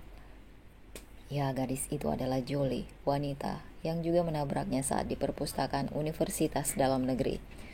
"Aku mendapat kesempatan untuk belajar di sini. Kamu?" Keduanya lalu berjalan masuk menuju bangunan megah itu bersama. "Aku diminta mama untuk pindah ke sini." Keduanya berbincang dan tanpa sadar sudah masuk kelas sesuai mata kuliah mereka, yang kebetulan sama di jam yang sama pula. Setelah selesai perkuliahan, mereka memutuskan untuk makan siang di restoran terdekat. Fishmart, sebuah restoran yang menyediakan makanan hasil laut. Mereka memesan fish frinkadel, burger, dengan potongan ikan lesat yang sebenarnya menjadi menu sarapan. Akan tetapi karena keduanya awam dengan tempat ini, jadi mereka menjadikan menu itu sebagai makan siang. Saat itu Jolie juga sedang ingin makan burger ikan. Setelah makan siang, mereka memutuskan untuk pergi ke tepi dermaga. Pemandangan air yang terbentang luas beserta kapal-kapal yang berjejer di tepian menjadi objek kedua pasang netra itu. "Kenapa tiba-tiba kamu pindah ke sini?" "Sebenarnya aku hanya melarikan diri dari wanita yang aku cintai. Dia sama sekali tidak percaya padaku." Jawaban Vanso membuat satu alis Jolie naik. "Perkara yang rumit. Aku sangat enggan menjelaskan." Jolie manggut-manggut. "Kamu sendiri? Karena beasiswa saja kamu kesini?" "Gak juga sih. Aku kesini ingin membuktikan kalau aku bisa sukses. Semuanya selalu meremehkan aku." Melihat sorot mata Jolie yang berubah, Vanso juga merubah topik. "Kamu tinggal di mana saat di Indonesia?" "Panti asuhan Bunda Kasih. Benarkah? Aku pernah ke sana dengan Om Van. Aku tidak melihatmu." Vanso terus saja memandang gadis berkepang dua itu. "Selesai kuliah, aku bekerja paruh waktu. Lumayan, bisa meringankan beban Bunda," jawab Jolie. "Memangnya ngapain kamu ke sana?" tambah Jolie, yang kemudian menatap Vanso, dan kini berbalik. "Aku ikut omku. Katanya mama dulu sering ke sana." Di bawah saksi bisu, dermaga dan kapal mereka terus berbincang. Mereka berjalan menuju stasiun Hamburg, yang hanya memakan waktu 5 menit.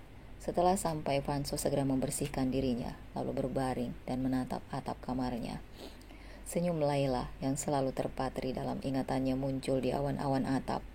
Tak sadar, salah satu bibirnya pun terangkat saat halusinasi itu terasa nyata. Kenangan itu muncul.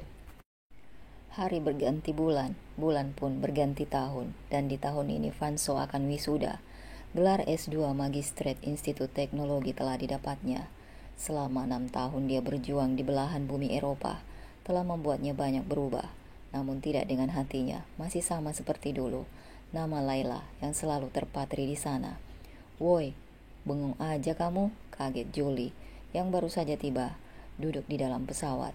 Ya, setelah wisuda beberapa hari lalu, Vanso memutuskan untuk kembali ke Indonesia bersama dengan Jolie, wanita yang mendampinginya selama di Jerman. Vanso menghela napas untuk menetralkan keterkejutannya. Lalu dia menyenderkan kepalanya ke belakang dan menutup mata. "Tidurlah, nanti aku bangunkan," Jolie berujar sembari duduk.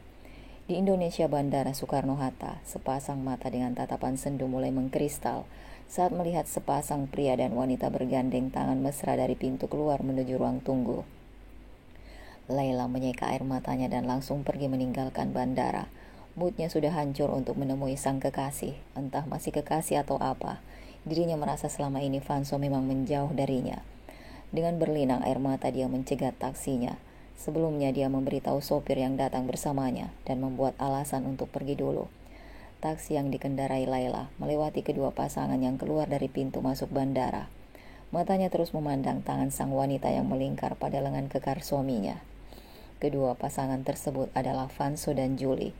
Setelah sampai rumah, Laila bergegas mengemasi barang-barangnya. Selama ini setelah kejadian pertukaran mempelai wanita, Farsa memboyong Laila ke ibu kota dengan tujuan menghibur gadis itu karena kejadian yang telah terjadi bukan sepenuhnya salahnya.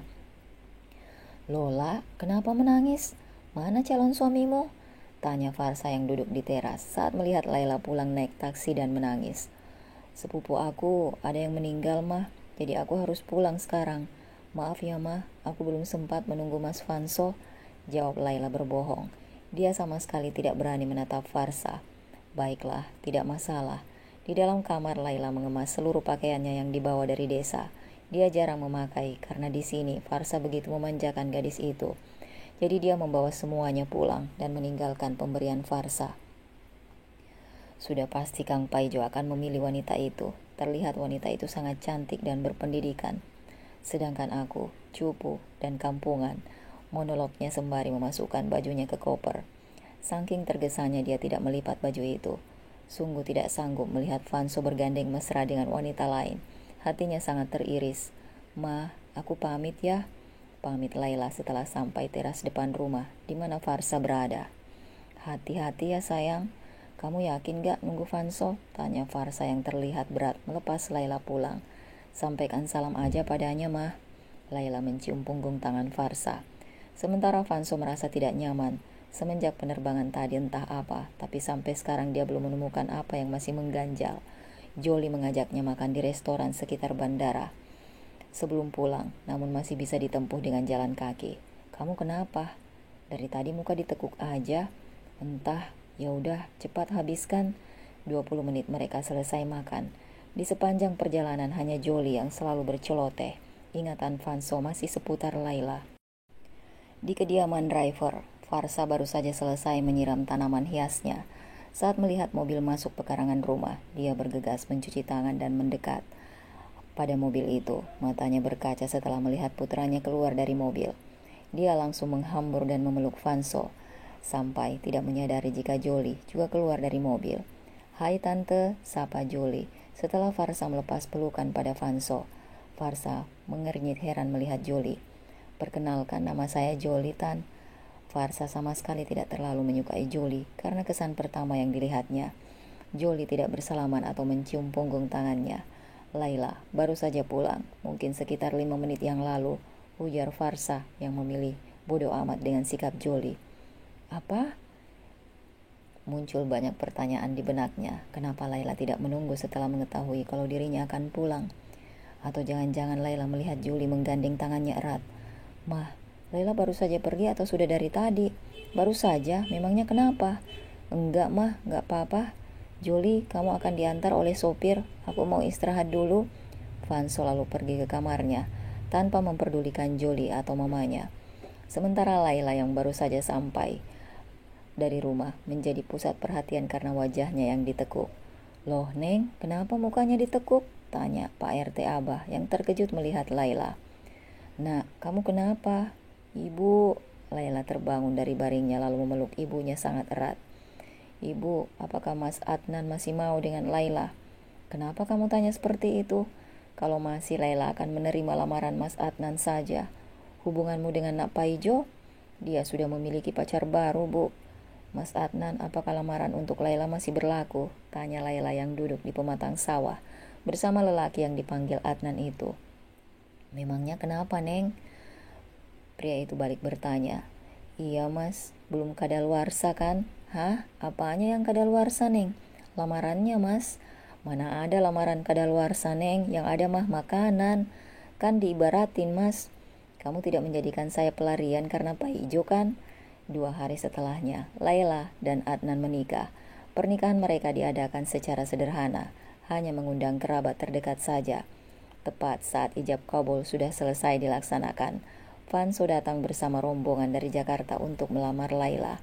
Kotak blunder yang tadinya berada di tangannya kini dimasukkan ke saku. Dia berbalik untuk memberitahu rombongan agar kembali ke Jakarta. Namun dia mencegah orang tua, kedua kakeknya, neneknya dan pamannya beserta istrinya. "Sabar ya sayang," hibur Farsa saat melihat putranya tengah menutupi rasa kecewa. Vanso mengangguk. "Ayo." Dia berjalan memimpin untuk masuk ke dalam rumah Laila. "Selamat atas pernikahan kalian berdua." Laila merasa ada sesuatu benda besar yang menghantam dadanya. Sudah tak berartikah dirinya di hati pria di depannya ini, pikirnya.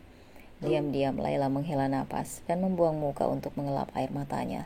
Kamu juga selamat ya Kang, kenapa calon istrinya tidak diajak kemari?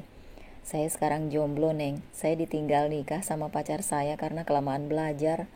Dek, kamu bukannya tadi dipanggil sama ibu ya? Sela Adnan agar Laila pergi dari hadapan mantannya. Iya mas, bagaimana kamu bisa hadir sementara kami sama sekali tidak mengundang orang kalian, ujar Adnan dengan sangat dingin. Saya kesini mau ngelamar pacar saya, taunya dia sudah menikah. Akhirnya aku mengalahkanmu juga, Adnan tertawa pongah. Jadi selama ini kamu merasa bersaing denganku? Balutan kebaya putih rambut sebahu Laila yang disanggul memperlihatkan leher jenjangnya yang indah. Leher yang dulu hampir saja dilahap habis olehnya, ditambah polesan make up yang tipis membuatnya semakin cantik. Jangan menatap istriku seperti itu, ujar Adnan. Jangan kau jadikan dia adalah reward yang akan kau buang setelah bersaing lagi. Jika itu terjadi maka bersiaplah, hidupmu akan seperti di neraka. Tegas Fanso lalu pergi menghampiri orang tuanya yang berbincang dengan ayah Laila. Di sepanjang perjalanan menuju ibu kota, Fanso terus saja murung. Saat ini dia satu mobil dengan Van dan Surti. Kedua kakeknya dan neneknya membawa mobil sendiri, begitupun Saga dan Farsa. Si kutu kupret malah nitipin nih bocah yang patah hati ke sini, dumelnya. Sembari menyetir dan melirik Surti istrinya yang tengah menggendong bayi terlelap berusia 10 bulan. Van menikahi Surti saat Fanso menjalani studinya ke Jerman. Tepat saat dia sudah setahun di negara itu, Van dan Surti baru diberi momongan tahun kemarin.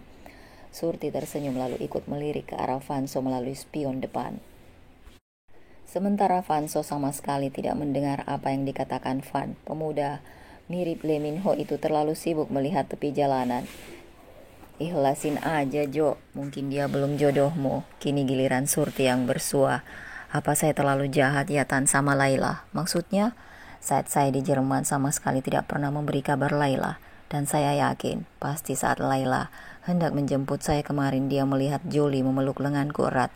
Lalu dia salah paham. Buktinya tadi dia tanya kenapa saya tidak mengajak calon istri. Tapi semuanya sudah telat Zo. Percuma kamu jelasin ke Laila karena sekarang dia sudah menjadi istri orang. Iya Om. Hari demi hari berlalu. Fanso yang dulunya paijok ini benar-benar berubah menjadi Fanso. Sifat ceria, suka bercanda dan supel yang dulu dimilikinya sudah sirna di dalam tubuh pria itu.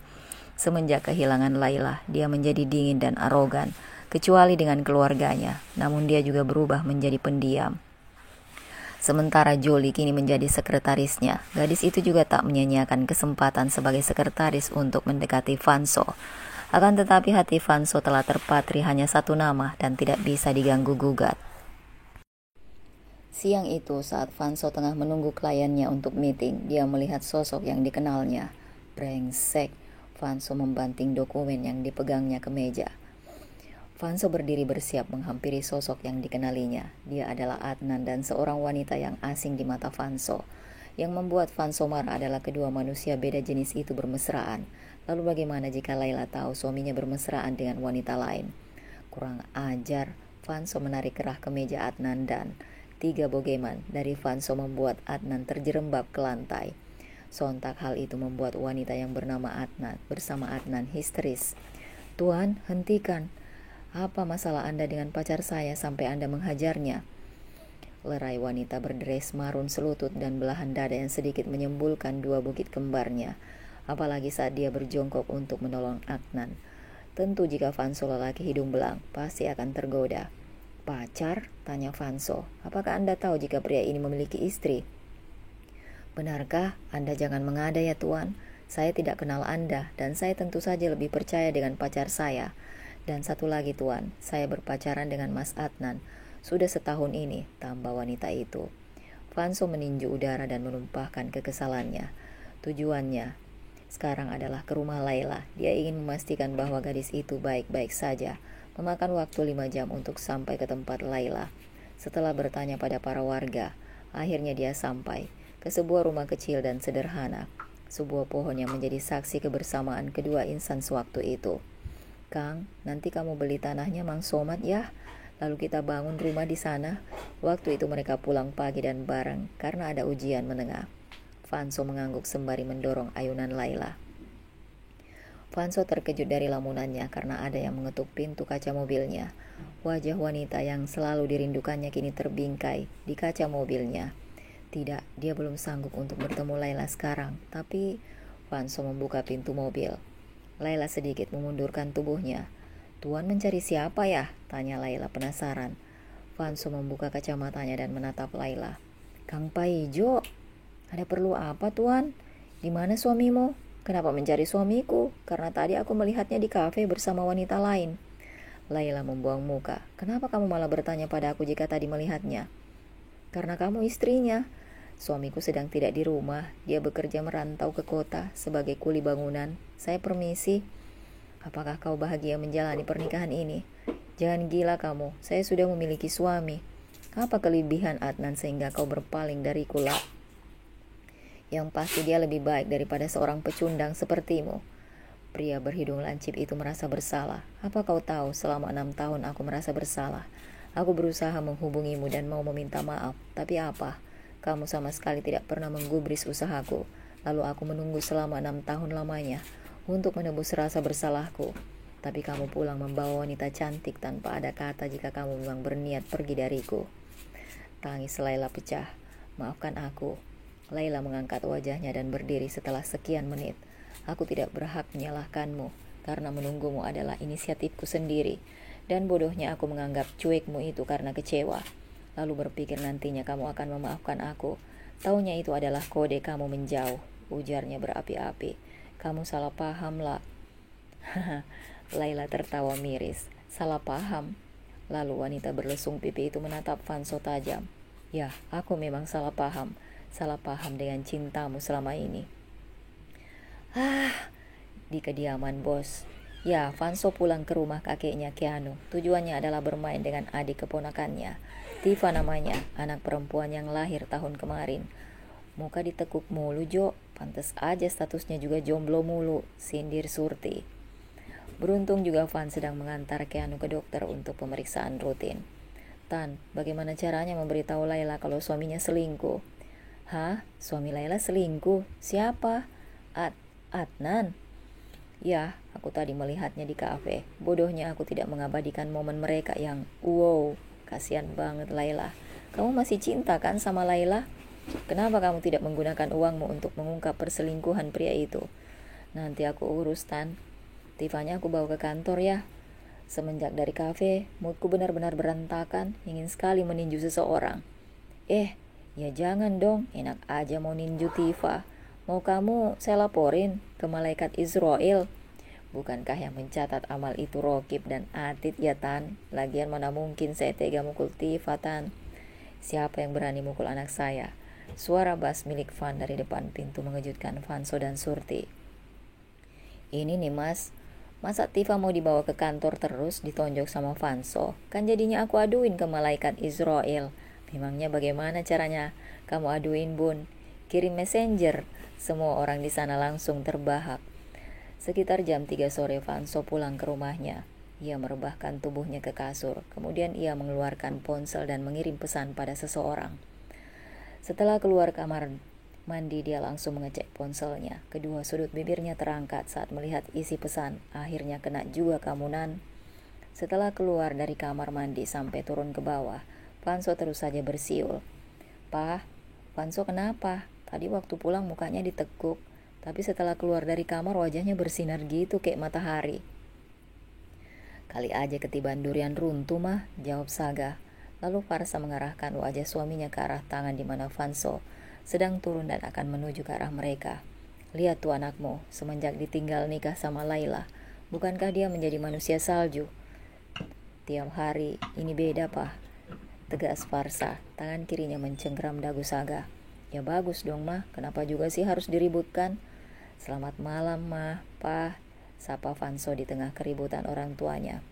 "Papa kenapa meringis?" "Gak apa-apa kok, So." "Iya kan, Pa?" jawab Farsa. "Mamamu mencubit pinggang Papa. Dia marah karena Papa tidak kepo dengan urusanmu dan beranggapan Papa tidak peduli denganmu." Farsa kembali melayangkan cubitan. "Oh," jawab Vanso. Farsa bergegas menyudahi dramanya. 15 menit mereka selesai makan. Farsa kembali dibuat heran dengan tingkah putranya. "Pah, sepertinya putra kita dirasuki setan alas Bondosowo deh, seperti Pangeran Bandung yang mengutuk Roro Jonggrang jadi patung." Farsa kembali berbisik pada Saga.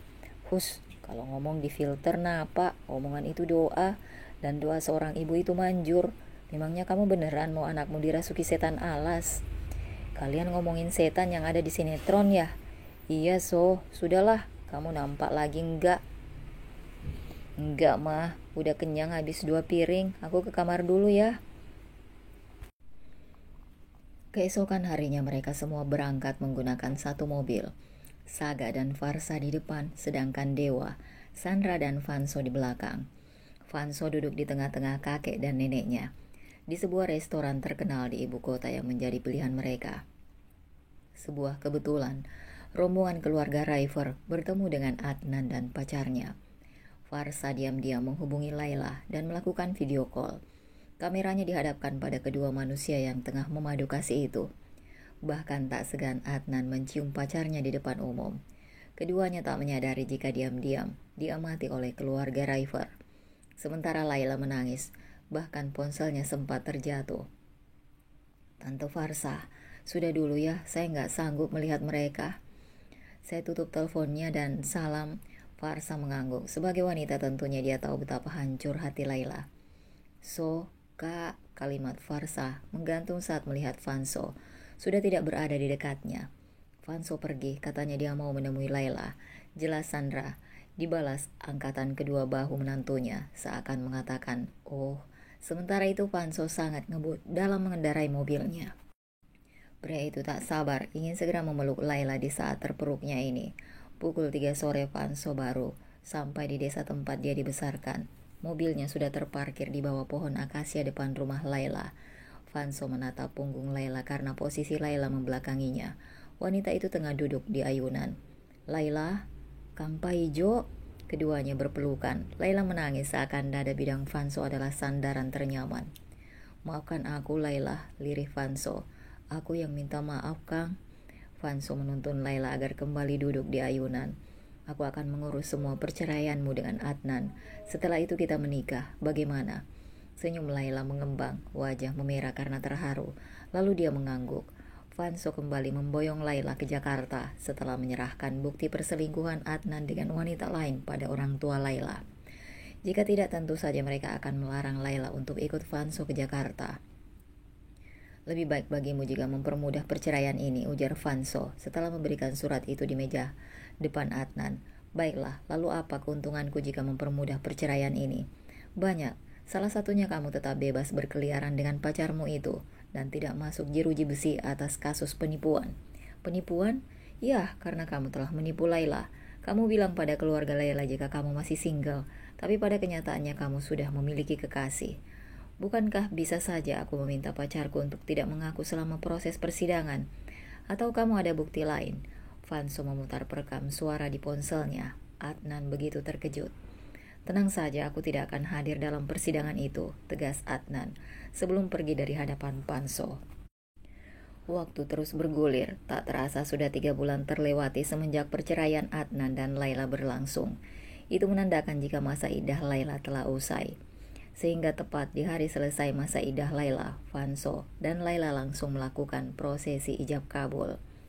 "Memang ya, kalau jodoh gak bakalan kemana," ujar Samsudin saat menyalami Vanso juga Laila. "Daripada elu masih aja jomblo, kapan nikahnya?" "Barusan baru ketemu mbak jodoh," bisik Sam di telinga Vanso. "Itu dia, cantik kan? Masih single kan?" tanya Sam sembari menunjuk Joli yang mukanya ditekuk karena pernikahan Vanso dan Laila. "Udah, pepet aja terus sampai dapat." Vanso mengangkat tangannya. Setelah turun, Sam langsung menghampiri Joli yang duduk termenung. Sementara Laila mengadu capek pada Vanso. "Akhirnya kita bisa berbaring juga, Kang." "Kamu lelah banget ya?" Laila mengangguk. "Hari ini kamu sudah selesai haid kan?" Glek, Laila menelan ludahnya kasar. "Ya, Laila haid saat ijab kabul, jadi baru sekarang mereka akan melakukan malam pertama." Pemanasan telah sukses membuat Laila menggelinjong dan ingin merasakan mochi milik Vanso. Panso memasukkan mochinya ke dalam lembah surga milik Laila, hingga membuat Laila menangis dan mendesah. Terasa sempit, ini benar-benar sempit. Saat mochi sudah masuk secara sempurna. Lah, kamu masih perawan? Terima kasih Bunda sudah mengikuti kisahnya hingga selesai. Sampai ketemu di kisah yang lainnya.